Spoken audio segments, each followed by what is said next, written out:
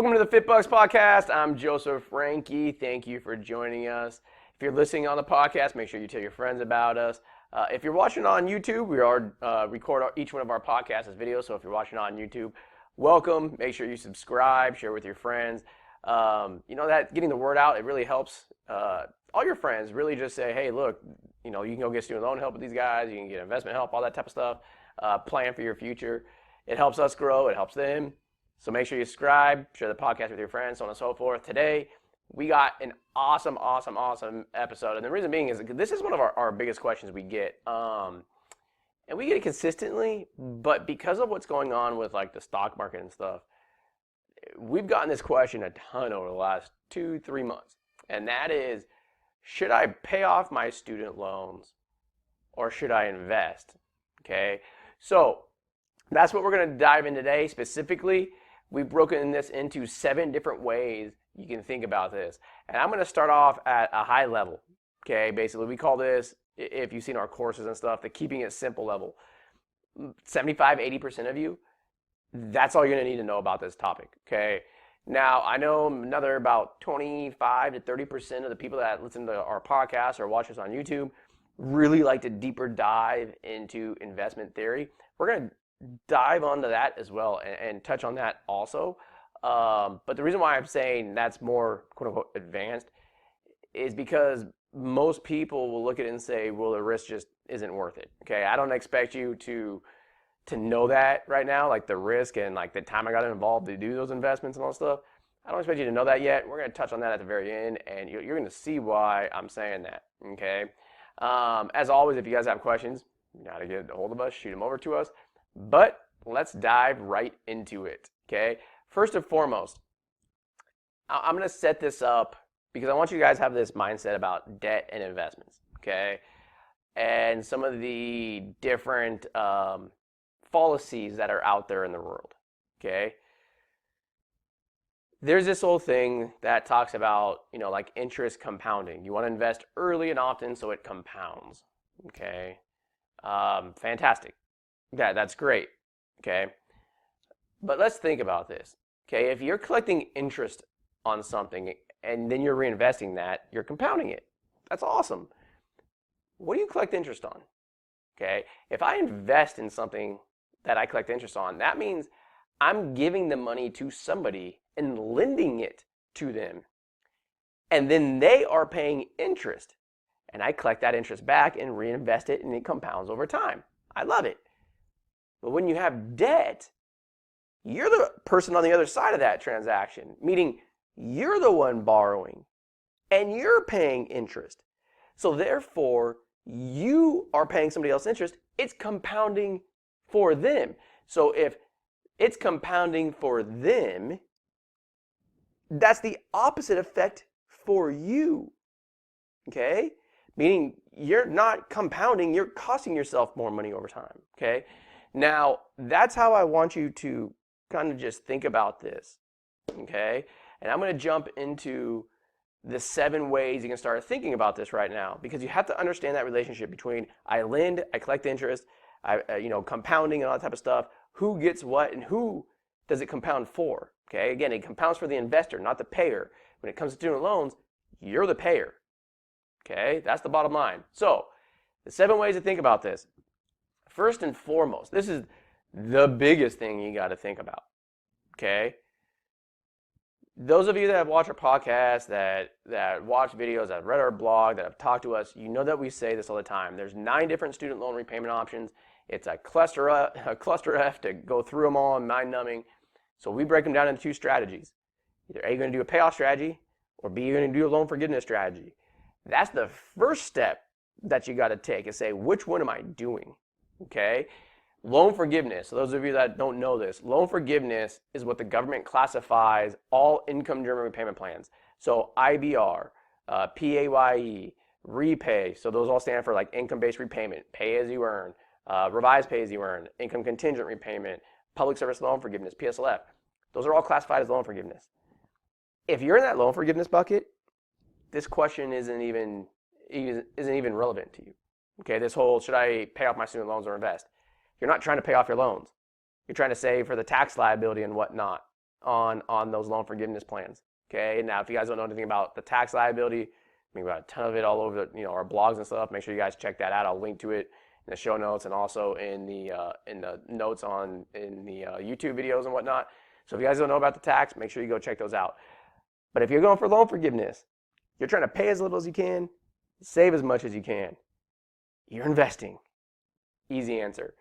So everything that we're going to be talking about today is for those of you that are doing a payoff plan. Let that be the standard 10-year plan, the FitBUX extended prepay strategy. You have refinanced your loan, so on and so forth. That's what we're talking about today. All right, so the second thing that you need to know, okay, is something that you need to understand. It's not anything mathematical or anything like that. It's just something that you need to understand. We need to look at this stuff on a risk and return basis. Okay? That could be anything that you're doing investment-wise, just your overall financial plan, if you're getting more debt or whatnot, is risk versus return. And for our purposes, there's actually two avenues that you need to look at in terms of risk and return. The first one is on investments. Okay, everybody's always talking about like invest and it compounds. Well, what are you invested into? Okay, now we're not going to get too deep into analyzing investment risk and all that type of stuff on this podcast. But you have to understand that everything has different risk when you invest. Now on the debt side, obviously everybody says, well, like, yeah, when you have debt and whatnot, you have more risk, but they don't necessarily understand why that is, okay? What does it actually mean? When you have debt, let it be student loans, car loans, personal loans, whatever it is, that means you have an added expense every month. So the risk means your budget. Okay, so again, those of you that are on our platform that have seen our podcast and we talk about this, we break down everything in terms of planning into two formulas. The first one is income minus expenses equals remaining cash. Okay, and then the second one is assets minus debt equals net worth. Okay, that first formula, income minus expenses equals remaining cash, is basically a budget. Okay, so if those expenses are higher and higher and higher, you have less budget flexibility. That's risk. I mean, think about what's going on right now with the whole COVID thing, right? If you had no monthly payment on any debt, student loans, car loans, mortgages, you're probably doing decently okay. Now, keep all else equal, same thing happens with COVID, and now you got a mortgage, you got car loans, you got student loans. You still got to make those payments. I know, given that the government has, on student loans, did their whole thing and, $0 balance. I know all that. But in a normal situation, mortgages, car loans, all that stuff, you lose your job, you have something major happen, you got to make those payments. That is a risk to your budget and your personal financial plan, okay?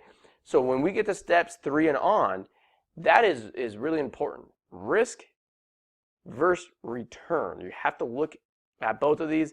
If you guys want more on that, I actually did a podcast a few weeks back about managing your risk and your return. We dive a lot deeper into that. So again, I'll link that into the show notes as well as on YouTube as well. But that's one of the key things I want you guys to remember on this. So that's number 2, okay, is knowing the difference between risk and return. Number 3, this is where we start getting some exciting stuff going on, because now we're starting to start looking at investments, comparing stuff, all these different numbers. Again, don't get bogged down in the numbers. Like, you're going to hear some numbers on this thing. Understand what the numbers are telling you. That's the key point, okay? First and foremost, okay, again, risk versus return. If you have an employer match, okay, make sure you get that before paying off your loans aggressively. Okay, I highly recommend it. Now, some of you I know are like gun-ho, paying off your loans. I get that, and you're going to say screw matching. But from a pure financial standpoint, risk versus return, getting your match makes a ton of sense. And this is what I mean, okay? If I make $70,000 a year and I have a 3% employee match, what that means is if I put in $2,100 into my 401k, my employer puts in $2,100. That's 100% return, risk-free. So when we look at risk versus return, that's risk-free. The interest rates might be like 5.8% on my loans. 100% risk-free far outweighs 5.8%. Okay, 5.8%, by the way, you'll see that number consistently throughout all the examples. If you're wondering where I got that from, many of you know this. We've helped students and new grads manage over $1 billion on our platform, that's the average interest rate, 5.8%. Again, most of those are graduate students, so you get the grad plus loans and all that stuff in there. That's why that rate's higher. If you're undergrad, it's probably going to be a little bit lower than that. But on general, 5.8%. Again, don't worry about the numbers. Just remember, getting your match, your 401k, is a far greater return than paying off your loans. Okay? Even if your employer only matches 50% of what you put in, that's a 50% return. Risk-free. Go out and get that match. Okay? So that's item number 3. Now, all right, so now we're going to jump into number 4. Okay, because this is where it gets interesting. Is okay, now I contributed, I got my match. What now? Okay? Do I do a Roth IRA? Do I just invest in the bank account? Do I invest in a brokerage account like stocks and bonds and all that type of stuff? What do I do? Okay? Well, I'll give you an example. Let's just say that I had $120,000 in student loan debt. Now, hypothetically, I'm going to use something extreme here. Let's just say that I inherited money. I inherited exactly $120,000. And I paid off my loans tomorrow. That means I don't have to pay 5.8% anymore. Right? I'm not paying my lender anymore. That's risk-free. That's 5.8% that I can invest on my own and compound my own now. Instead of 5.8% of my paycheck going to them, I can invest that money, right? So that's risk-free. Again, you have to look at this, risk and return. So if I'm saying in an after-tax account, I need to invest money, what would be better and what do I need to do to make sense to invest versus paying off my loans? I need to beat that risk-free rate. So if my loans are at 5.8%, and that means that on my investments, I need to earn over 5.8% risk-free, again, return and risk. For those of you that don't know, the risk-free rates of return, you're maybe 1.5% right now. Nowhere near what interest rates are on student loans, okay? Therefore, from a pure perspective, mathematical perspective of risk versus return, from a financial planning standpoint on after-tax investments versus paying off your loans, it makes sense to pay off the loans as aggressively as you can and then reinvest once your loans are paid off. You actually will end up with more money. Now, I gave you an example earlier where I used an extreme, okay, where like you inherited money. But let's actually look what happened over time, okay? So what I did was I built out a scenario. I said, what happens if I had $120,000 in debt and I paid it for 20 years and my average interest rate was 5.8%, okay? And I ran 2 scenarios. One, that I paid my loans off as fast as I could. And then after that, I invested the money because I no longer have a monthly payment.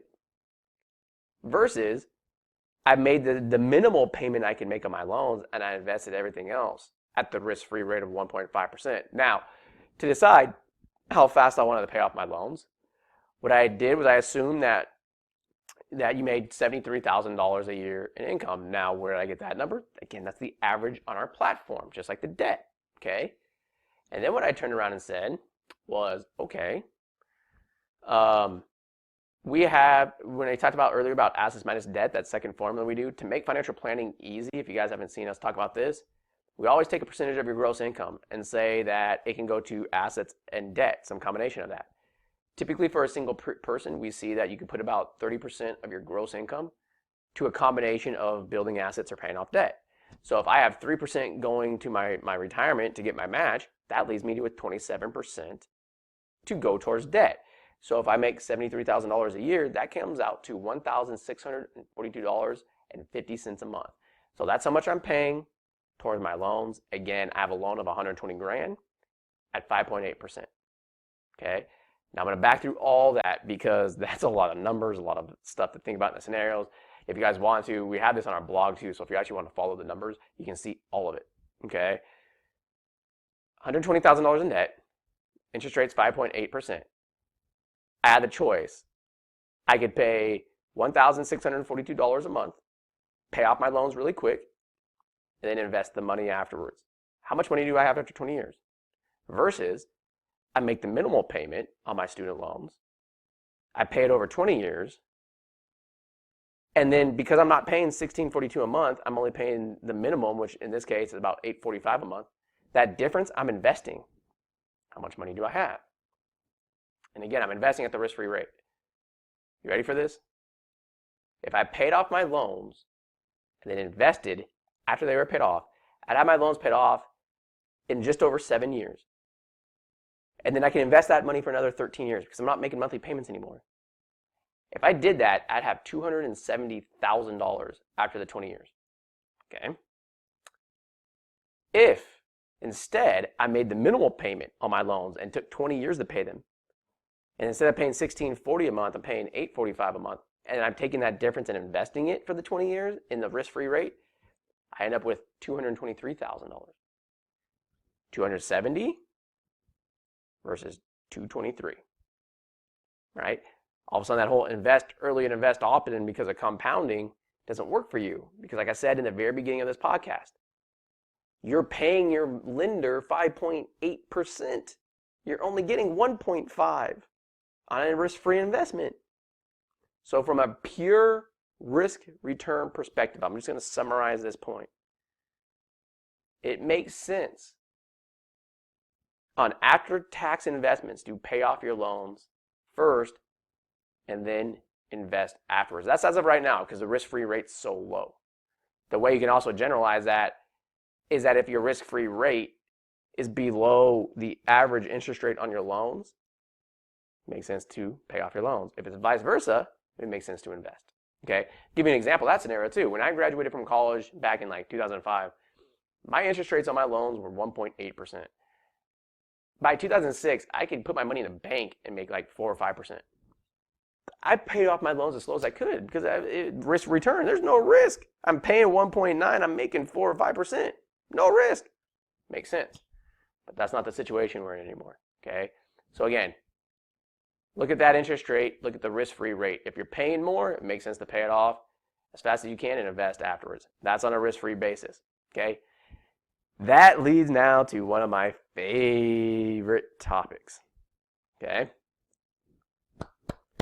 You ready for this? That's at the risk-free rate. What if I invest in the stock market? And because it's over 20 years, there's not really any risk. Because over time, the stock market goes up. You're right. But what's that average over time? Okay? This is where we start getting into a little bit more advanced conversations. Okay? For some of you that want to particularly invest in the stock market. Okay? Don't worry. I got your numbers on this one too. So what I did on this is I assumed that we were going to still do one of two things. Either I'm going to take $1,642 a month, I'm going to pay off my loans really aggressively, and then after I'm done with my loans, I invest it. But this time, instead of in the risk-free rate, I'm going to invest it in the stock market. Okay?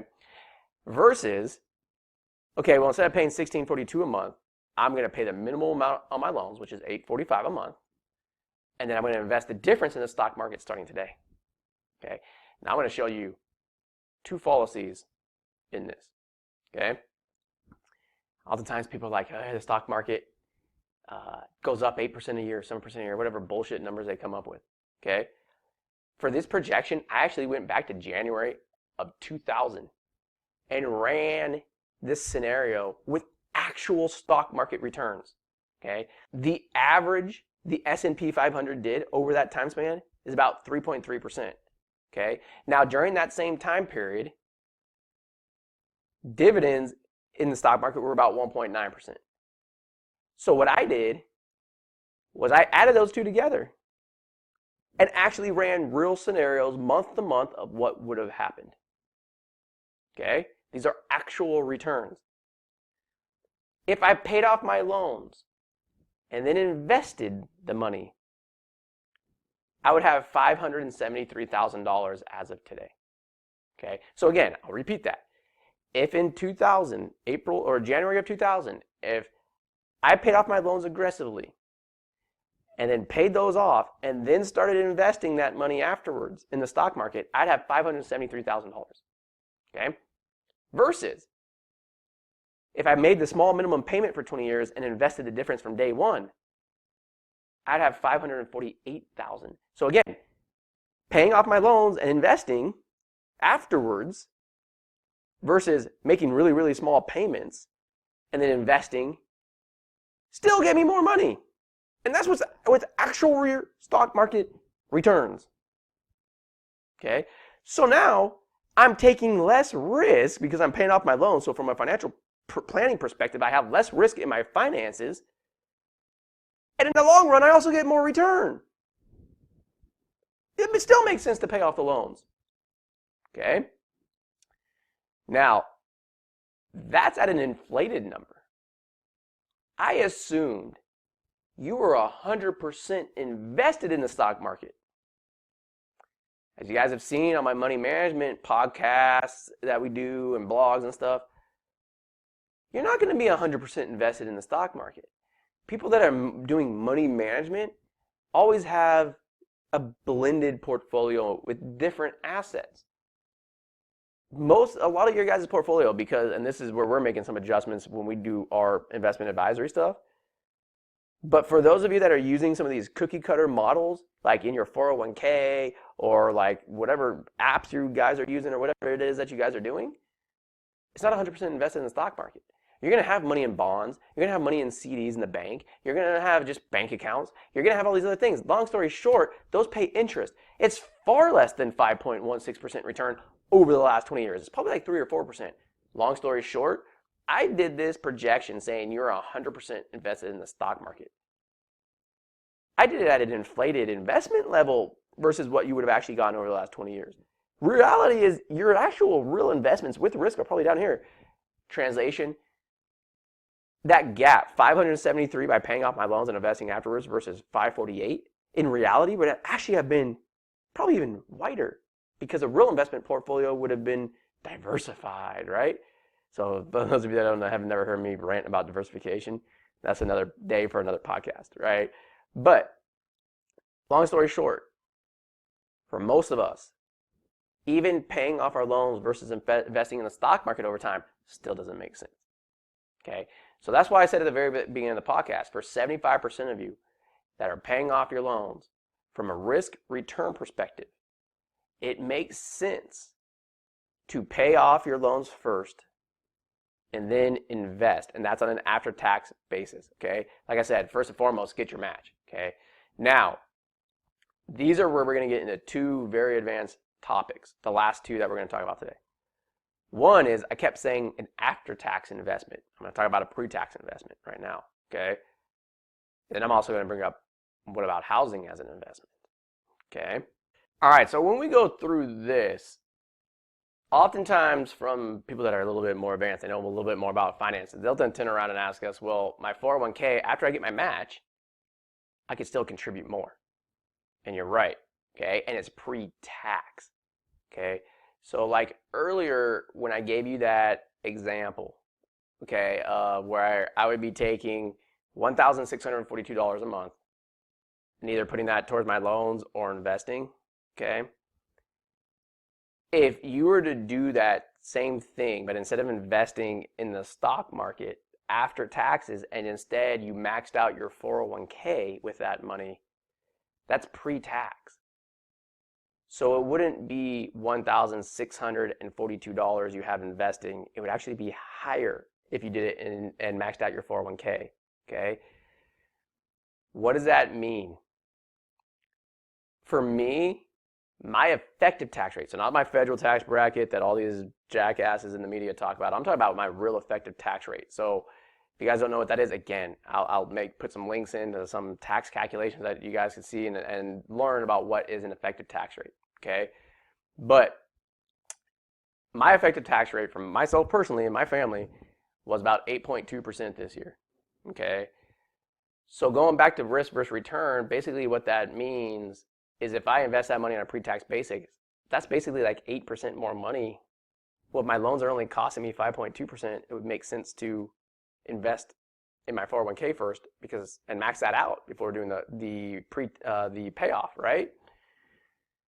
So what I did was I ran a scenario, and yes, you are correct. So like we just did in the example that we did previously, I actually used the real stock market returns over the last 20 years and said, well, instead of just investing in the stock market in an after-tax account, I did it in my 401k. What would happen? Okay. So in that example, what ends up happening is you have about $40,000 more by investing in your 401k. But there's some things to think about in that.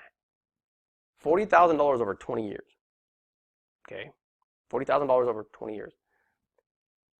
First of all, you still have to pay taxes on that money when you take it out. So it's not going to be $40,000 that you get. It's going to be less than that. Okay? So again, that's not that big of a deal in my opinion, but some people are like, well, tax rates are going to go up, blah, blah, blah, blah, blah, all this type of stuff. I get that. We don't know. Okay? Other side of it is you forget and you haven't looked at the risk to your budget by having that fixed cost in your budget every single month. So now you have to sit there and say, okay, is $40,000 really worth it? What if I just paid off my loans and I don't have that stress of having that monthly expense? Is $40,000 difference worth it? Okay, now that $40,000 difference is different for everybody. I used $120,000 of student loan debt in this example. Like if you had $80,000, that number actually decreases. If you actually had like $200,000 in debt, that number increases the difference. So there's mix and matches in there. I'm just saying that's the same type of analysis. If you really want to get deep into this stuff and say, does it make sense for me to invest pre-tax in my 401k and max that out completely? That's the type of analysis that you got to do and say, what is that number? In this example, it's $40,000. For me personally, $40,000 over 20 years is jack shit. Like, instead of sitting here banging my head against the wall trying to figure out how I'm going to make $40,000 over 20 years, I'd rather spend that time and that energy focusing on how I'm going to make more money and pay off my loans even faster and reinvest faster and make more money, right? That's what I would rather think of than banging my head against $40,000. That just, to me, doesn't make sense, okay? So that's the first thing I want to talk about on, that point. And I shouldn't say first thing, but that is that item. Like I said, there's 7 different items we're going to talk about. That's 6, okay? The 7th one is, what about if I was buying a house? And there's a right and a wrong way to think about this. So a lot of times people are like, oh, well, a house is a great investment, so you should be buying that house first. And it's like, actually, housing is a shitty investment. When you actually look at the actual appreciation on average across the time span, it's about 2 to 3%. 3% would be on the high side, okay? That doesn't even factor in interest on your mortgage, property tax, homeowner insurance, upkeep, like time you got to do all the upkeep and all that shit. So when you say, oh, well, a house is an investment and the investment's better than paying off the student loan debt, and you're just looking at that and that only, that's complete bullshit, okay? Where does it come into a factor? This is why I said this is more of an advanced analysis, because for everybody this is going to be different.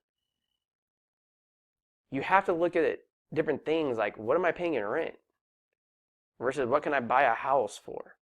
What's that difference? And if after I factor in costs like property tax, homeowners insurance, HOAs, upkeep, what's the actual return I'm getting on that investment? Again, all these things are risk versus return, okay?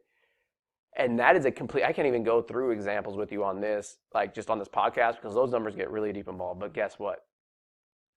We're about to roll out a tool, we're testing it right now, where you guys can actually put in that scenario. Like, what happens if instead of renting, I bought a house and used that investment versus paying off my loans?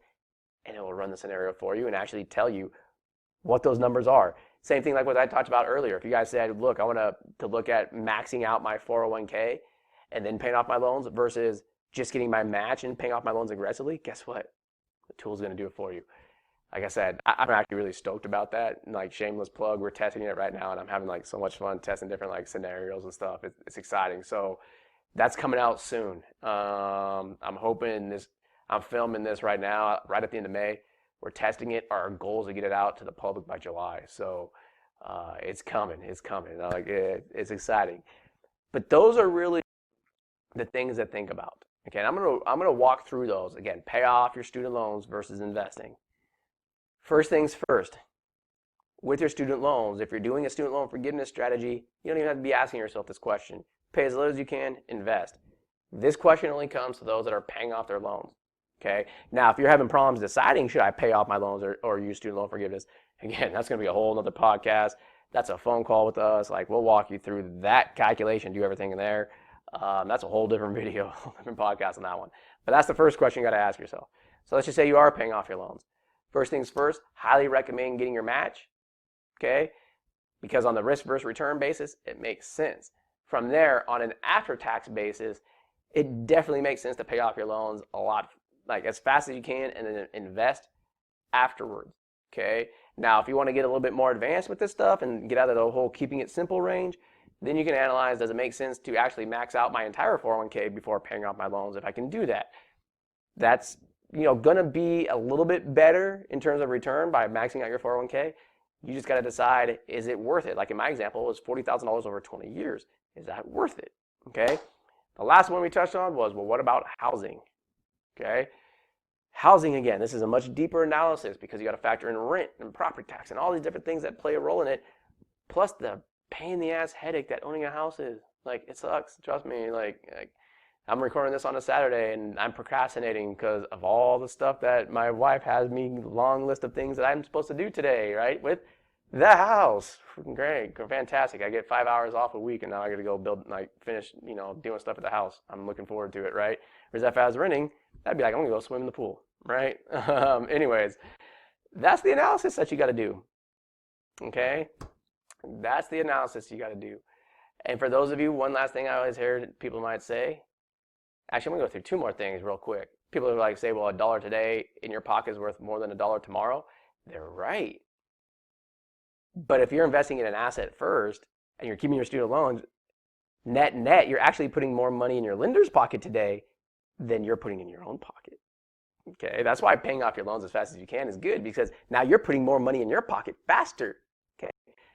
Second thing, these are all generalities. Okay, in terms of what you should do. From a pure financial standpoint, risk versus return, that's what I went through today. At the end of the day, you got to do what's right for you. If you say, look, I just put more value, like earlier I talked about, is $40,000 worth it, yes or no? Some of you might say yes and say, look, and I hear this, I'll give you a perfect example, I've heard this before. I grew up in a family that had nothing. Nothing. My dad got laid off. I mean, we literally had to worry about how in the hell we're going to eat. I mean, we literally ate bread for like weeks at a time because we couldn't afford anything else. I don't want that ever to happen to me. I want to make sure I have money in the bank, in investments, whatever I can that I can liquidate and get to in case I need it. And I don't ever want to be in that situation again. Great. If that's you, who cares about all these quant numbers and the most efficient thing to do? If that's what's going to help you sleep at night, fantastic. Do it. Okay. But that's what we're going to go through in this podcast, is the quant side, what makes sense, risk versus return. That's what we went through in this podcast. That's what we're going to go through constantly in future podcasts. Always, whenever we talk about investments or doing this or that, it's always risk versus return, because that's how you have to analyze it. But again, if you say, look, I'd rather have those assets in my pocket, that's what you do. So again, thanks for listening to the podcast. Thanks for going on YouTube and watching. Subscribe, let your friends know about the podcast, download it, share with your friends, do everything you can, get the word out. We'll be talking to you soon.